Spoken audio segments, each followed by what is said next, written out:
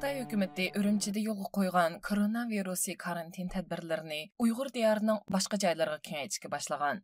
Yerlik uchur manbalari va Xitoy ijtimoiy taratqullaridan erishgan uchurlardan ma'lum bo'lishicha, navbatda Xitoy hukumatı G'ulji shahrini karantin ostiga olgan. Fuqarolarning talaga chiqishini cheklab, ommaviy qatnash, yig'ilishlarni ma'ni qilgan. Savdo saroy va do'konlar taqalgan. Xitoy hukumatı G'uljida karantin e'lon qilgan bo'lsa-mu, lekin hozirga qadar mazkur shahardagi yuqum ahvoliga doir hech qanday uchurlarni e'lon qilib boqmagan. Uyg'ur Abdunum rayonlik Sahiya komitetining 27-iyul e'lon qilishicha, rayonda 26-iyul kuni 41 nafar yangi yuqumdor payqalgan.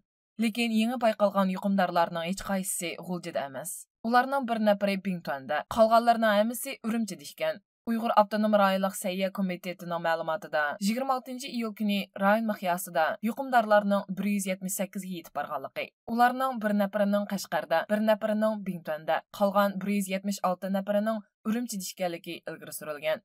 Lekin Xitoy doiralarining uqtirishida 26-iyul qadar G'uljida biror yuqumdor payqalganligiga doir hech qanday xabar berilmagan. Bu yilning boshlarida Uxandan tarqalgan koronavirusi G'uljiga tarqalgandimi, Xitoy hukumatı bu rayondagi yuqum ahvoliga doir uchurlarni qattiq kontrol qilgan.